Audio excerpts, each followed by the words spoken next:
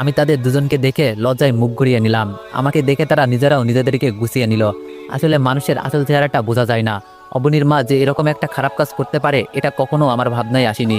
তবে চাহিদার প্রয়োজনে মানুষ অনেক জঘন্য কাজও করে থাকে। নিজের থেকে বয়সে অনেক ছোট ছেলের সাথেও মানুষ প্রেমের সম্পর্ক গড়ে তুলতে পারে, সেটা আমি আজ বুঝলাম। আমি কিছু বলার আগেই অবনীর মা আমাকে বলল, অবনী তো এখনো স্কুল থেকে ফেরেনি, আর আজ তুমি এত আগেই পড়াতে আসবে সেটা বলবে না? তখন আমি বললাম, আজ মাসের শেষ তারিখ, তাই একটু আগেই পড়াতে এসেছি, টাকাটাও দরকার ছিল। তখন অবনীর মা বলল, আচ্ছা ঠিক আছে, তুমি বসো, আমি টাকা নিয়ে আসছি। কিছুক্ষণ পর অবনীর মা এসে আমার হাতে 10,000 টাকা দিয়ে বলল, ও হচ্ছে আমার খালাতো ভাই সুজন, অবনীকে ওর কথা বলার দরকার নেই, তোমাকে অগ্রিম মাসে টাকাটাও দিয়ে দিলাম। তোমার নাকি টাকার সমস্যা বলেছিলে, আজকে পড়াতে হবে না, তুমি বরং কালকে এসো। টাকাটা নিয়ে আমি চলে আসি। অবনীকে পড়াইয়া 6 মাস হতে চলল। সত্যি বলতে অবনীকে আমি টাকার জন্যই পড়াই। অবনীর বাবার টাকা পয়সার কোনো অভাব নেই, তাই বাবা বিদেশে থাকেন, তাই আমাকে মাস শেষে 5,000 টাকা দিতে কোনো সমস্যা হয় না। 10,000 টাকা পেয়ে সেখান থেকে মাকে 4,000 টাকা দিলাম, আর বোনকে 1,000 টাকা। বাকিগুলো আমার প্রয়োজনে কাজে লাগবে, রেখে দিলাম। মাকে দেওয়া এটা আমার প্রথম কোনো উপহার। আমি এর আগে কখনো মাকে টাকা দিইনি। টাকা দেওয়ার পর মায়ের চোখে যে আনন্দটা দেখেছিলাম সেটার কাছে পৃথিবীর সব আনন্দ তুচ্ছ। 1,000 টাকা পেয়ে আমার বোন এতটা খুশি হবে ভাবিনি।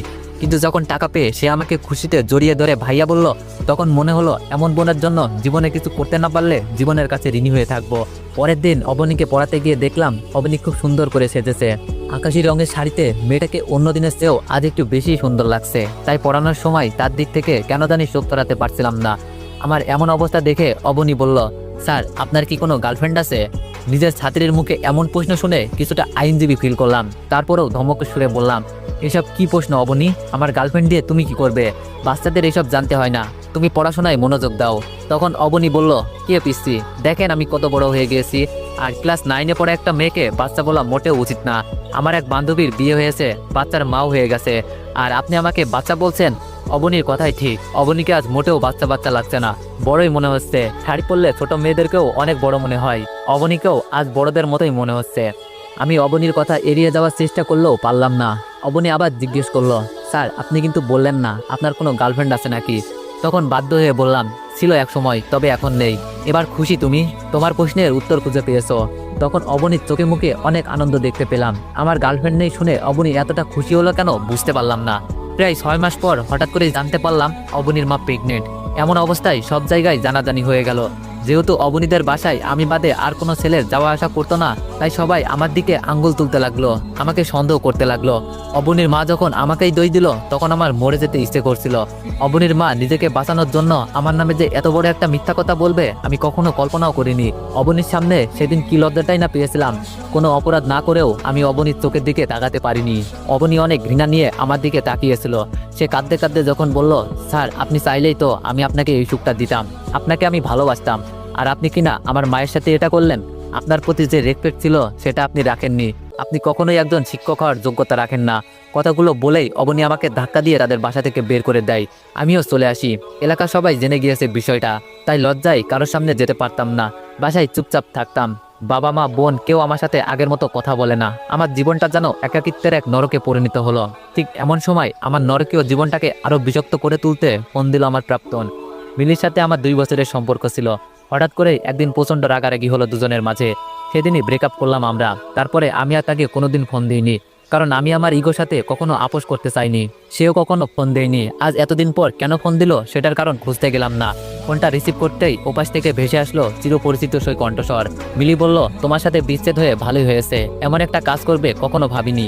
আমি ভেবেছিলাম এতদিন পর ফোন দিয়ে তুমি জানতে চাইবে আমি কেমন আছি, কিন্তু তা না করে কাটা খেয়ে নুনের ছিটা দিচ্ছ। এটা বলার জন্যই কি ফোন দিয়েছো? মিলি বলল, সেটা বলার প্রয়োজন মনে হয়নি, কারণ তুমি ভালোই আছো। সেজন্যই হয়তো নিজের থেকে বয়সে অনেক বড় একটা মেয়ের সাথে অবৈধ সম্পর্কে জড়াতে পেরেছো। ভালো না থাকলে মানুষ এমন কাজ করতে পারে বলো?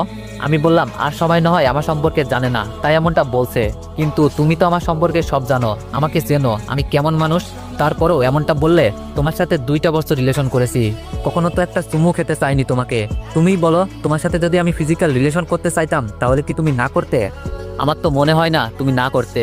সেখানে তোমার মতো মেয়ের সাথে এমনটা করিনি, সেখানে আমার থেকে বয়স বড় একটা মহিলার সাথে এটা আমি করব কি করে ভাবলে তুমি? ঠিক এমন সময় বাবা মার রুমে এসে পড়ায় আমি ফোনটা কেটে দিলাম। দীর্ঘ 6 মাস পর আমার রুমে কেউ আসলো, আমার সাথে কেউ কথা বলল। আমার তো ভালো লাগার কথা, খুশি হওয়ার কথা, কিন্তু আমি খুশি হতে পারলাম না, বরং বাবার কথাগুলো শুনে চোখের পানিটাকে অনেক চেষ্টা করেও ধরে রাখতে পারলাম না। বাবা যখন বললেন কয়েকদিন পর তোর বোনকে দেখতে আসবে, আমি চাই না তোর কারণে আমার মেয়েটার বিয়ে ভেঙে যাক। তুই 1 বছরের জন্য এই বাড়ি থেকে চলে যা, সবাই জানবে তোকে আমরা ত্যায্য পুত্র করেছি, তোর সাথে আমাদের কোনো সম্পর্ক নেই। 1 বছরে যদি কিছু করতে না পারিস, নিজেকে বেঁচে থাকার মতো অবস্থা তৈরি করতে না পারিস, তাহলে চলে আসিস, তখন তোর বোনের বিয়ে হয়ে যাবে, তাই আর কোনো সমস্যা হবে না। তবে আমি চাইবো না তুই আর কখনো এই বাড়িতে ফিরে আস, তোর কারণে আমি আমার মান সম্মান সব হারিয়েছি। কাজটা করার আগে তোর ভাবা উচিত ছিল তোর সাথে তোর পরিবারের মান সম্মানটাও মিশে আছে। যাই হোক, তোর মাকে আমি এখনো কথাটা বলিনি, তুই চলে যাওয়ার পরই বলবো। আজ রাতেই চলে যাবি, তোর মা কিংবা বোনের সাথে দেখা করার দরকার নেই। টাকা লাগবে বল, দিয়ে দিব। আমি কিছু বলতে পারলাম না। আমি জীবনে কোনোদিনই চিন্তাও করিনি আমার বাবা আমার প্রতি এতটা কঠোর হবেন। কাঁদতে কাঁদতে শুধু বললাম, না, কোনো টাকা লাগবে না। আমি লক্ষ্য করলাম আমার কান্না ভেজা কণ্ঠটাও বাবার ভিতরটাকে নাড়া দিতে পারলো না। বাবা আমার রুম থেকে চলে গেলেন।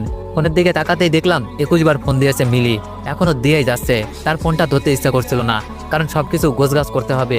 আজকেই বাবা আমাকে চলে যেতে বলেছেন। জানি না কোথায় যাব, যাওয়ার মতো তেমন কোনো জায়গাও নেই, তবে যেতে তো হবেই। পৃথিবী অনেক বড়,